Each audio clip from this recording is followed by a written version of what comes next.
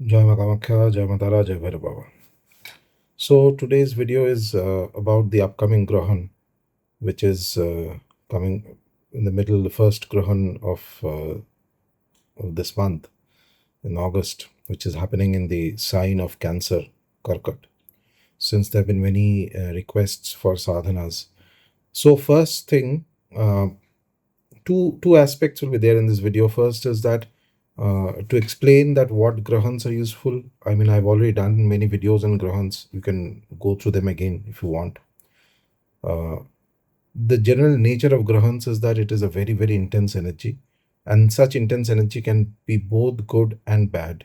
This is the time when Rahu, when the nodes have actually overpowered the luminaries. So luminaries help us to maintain a rational existence on this planet Earth. When Rahu and Ketu overpowered these two, it brings out very powerful energies for good or bad, and that is the key part. You have to understand that no grahan is fully good, no grahan is fully bad.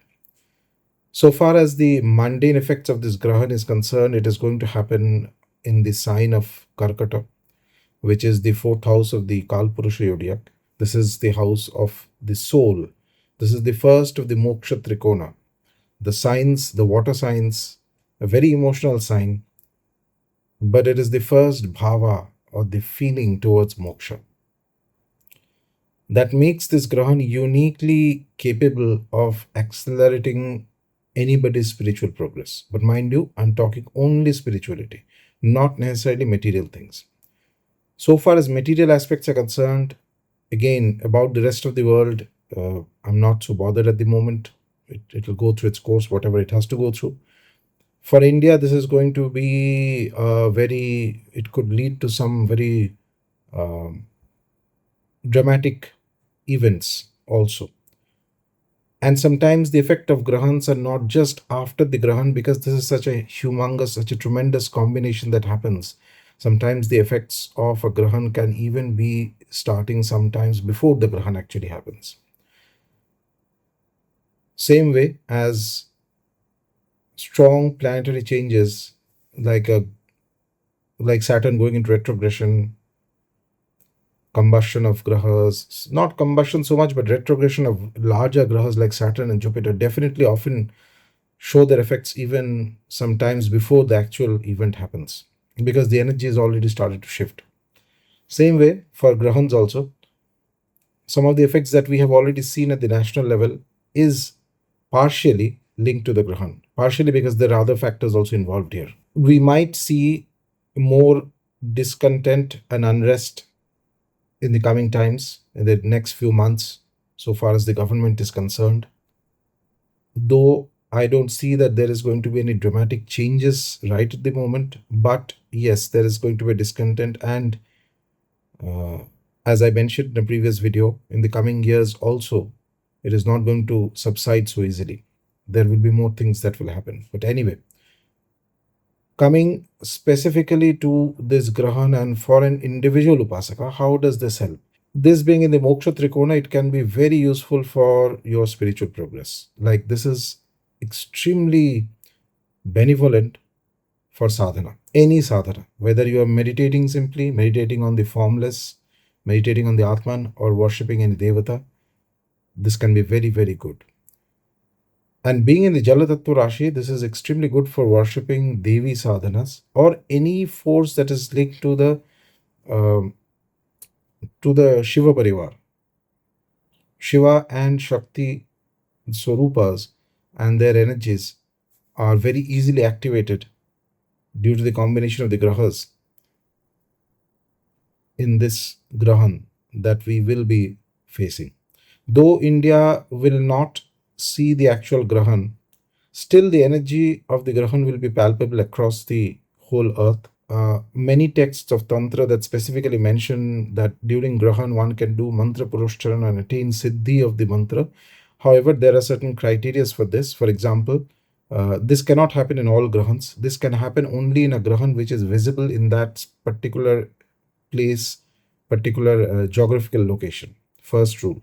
Number two, the Grahan, the exact timing of the Grahan, if it extends from one part of the day to the other, which means if it starts at night and it goes up to after sunrise, or if it starts when the sun is up, say it's a Surya Grahan that starts during the daytime, but it extends beyond sunset, that Grahan cannot give mantra siddhi. So, two criteria are important for a Grahan to give mantra siddhi. One is that the Grahan has to be visible in that particular place of land wherever the Upasaka is residing. Number two, the whole extent of the Grahan should be within either night or day. It cannot cross over to the other side of the night or the day. So this is when somebody is actually technically going towards mantra sadhana and mantra siddhi, which is of course very tough, because mantra siddhi cannot be calculated like this. If it is not there in the destiny of the upasaka, it is not going to happen so easily. And apart from that, one would have also had chances to do normal Purascharan of the mantra multiple times before even attempting Grahan Purascharan.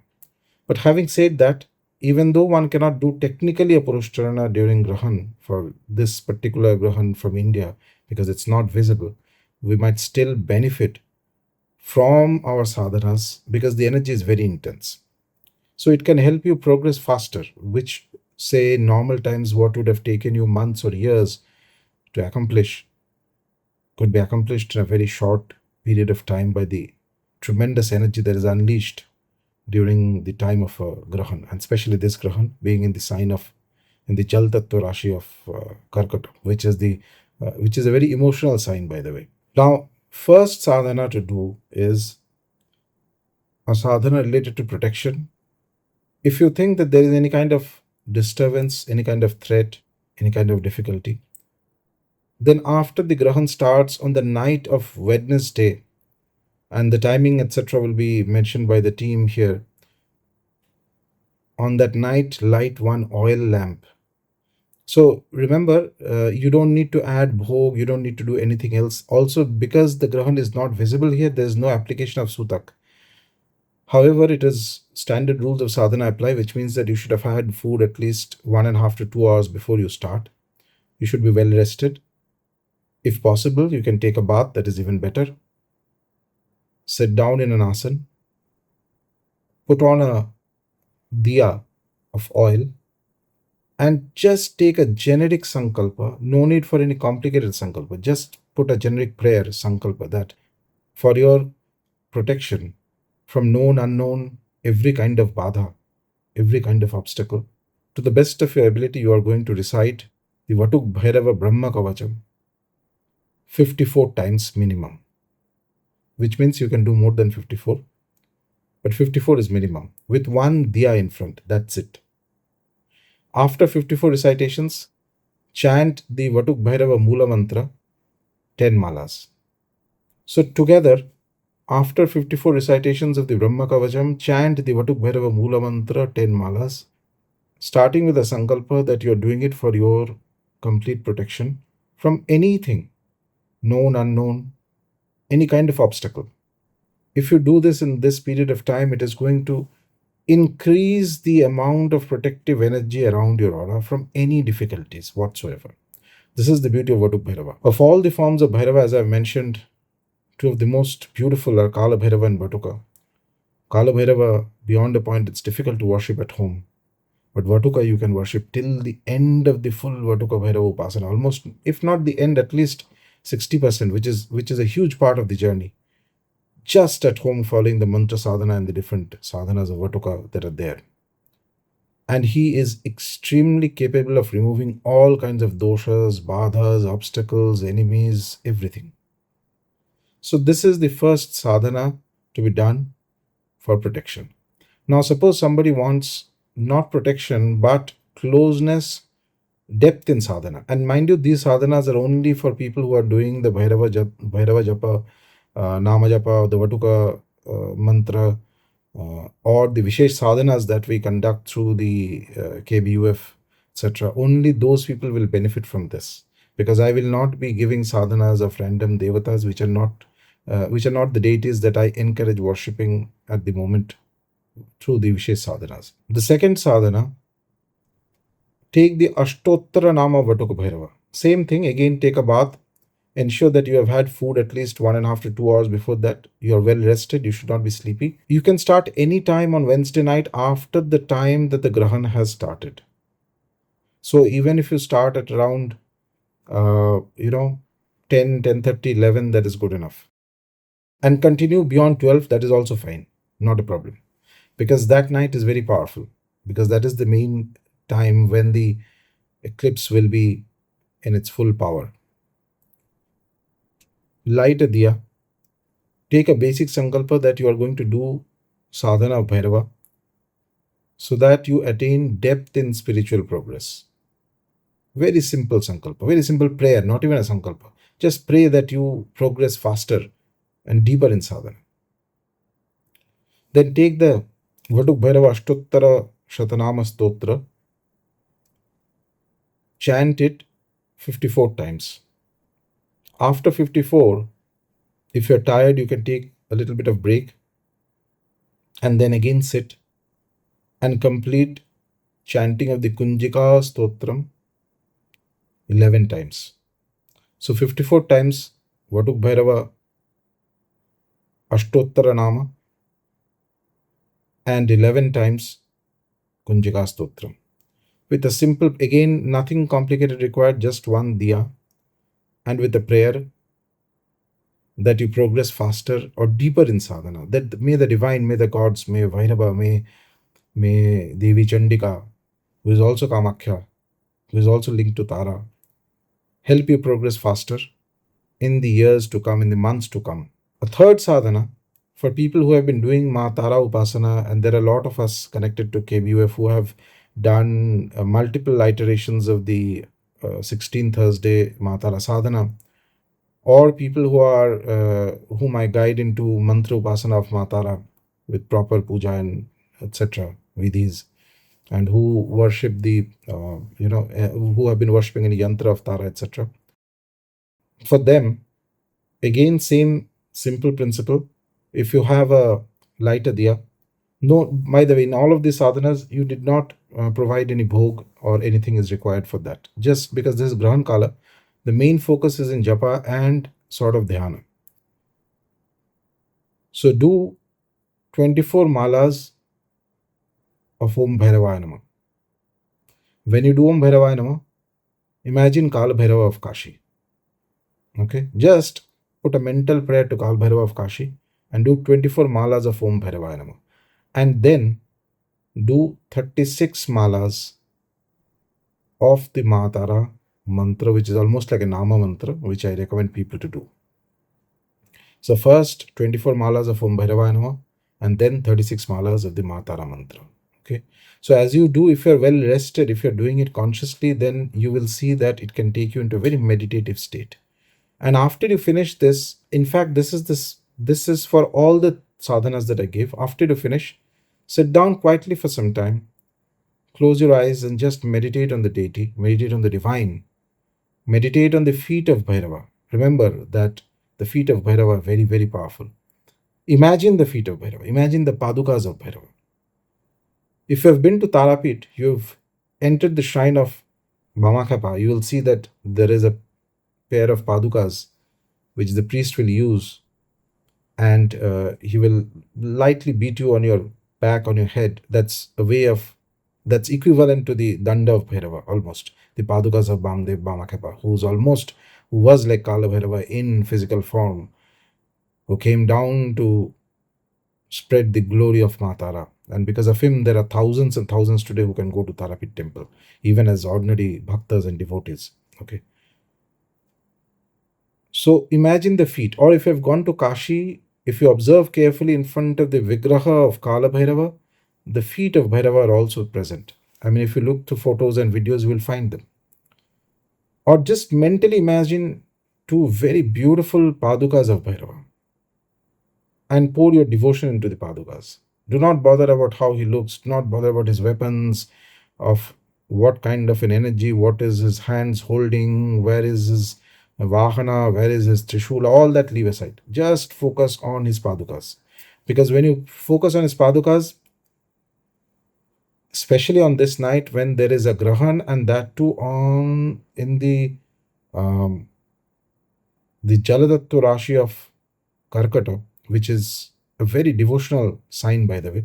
There are three Rashis which are Moksha Trikona. First, it starts with Cancer, Karkata, then it goes into Vrishchika, and then it goes finally into liberation in Meena. Of course, just there has to be some other combinations also to support this, but the basic nature of these three signs are that they are extremely they help in sadhana and deepening of sadhana, and not just formalization of sadhana, but something very organic, something very deep, something very devotional. Bhava towards the deity comes in. First, in the first sign, you develop the first bhava, but there is also a little bit of calculation in this sign of Cancer sometimes, because it's the first entrance of bhava of devotion. So, devotion in between, there'll be a little bit of give and take calculation. Okay, I'm doing so much. What am I getting in response to that? That hisab kitab goes on in the mind sometimes when Cancer gets activated. So that is not the purest form of bhakti. In Vrishchika, your bhakti takes you into the occult realms. That is beyond the physical plane, you go into the subtle, the astral planes. First rule of Vrishchika is you don't speak. You do not speak of things that you experience except for the Guru or an Uttara Sadhaka if he's there, he or she. Otherwise, you don't describe those things. Number one. Number two is that you must develop the Adhara Shakti. Vrishchika is the sign where Jalatattva becomes, it's not a flowing water, it's a very deep water, it's a dark water. It's like a water inside the well. It's a water that is, from the surface, you may not know, it's very still and it holds many things. There's a churning going on.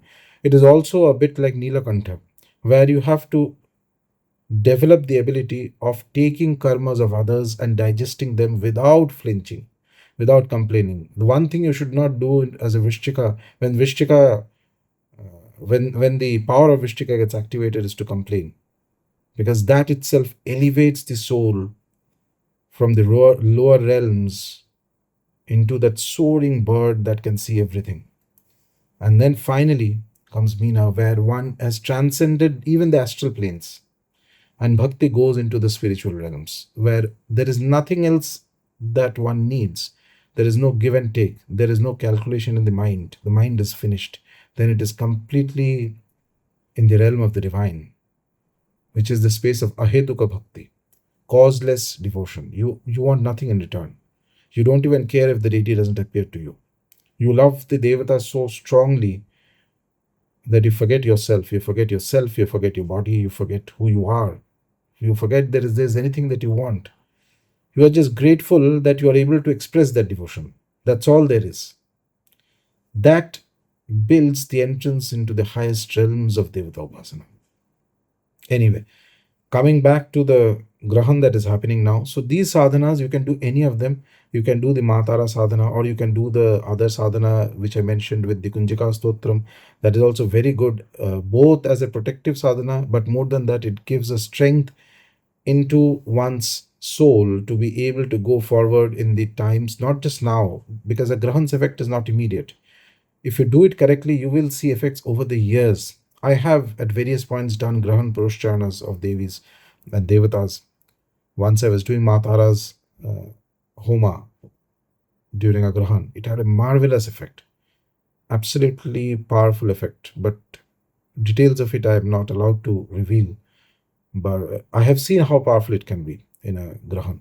So just sitting and meditating with the mantra itself is extremely good. And yes, if you feel that there is any obstacle, there are any kind of badhas, then do the Brahma Kavacham.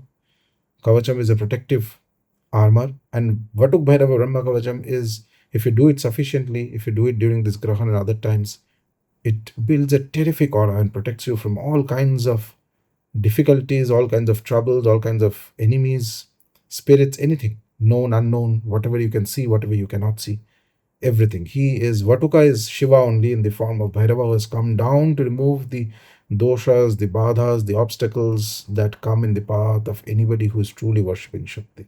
Remember, once again, without the kripa of Bhairava, Shakti Upasana does not mature.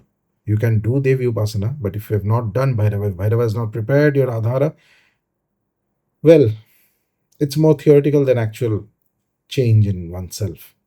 Bhairava is the path, Bhairava is the Guru.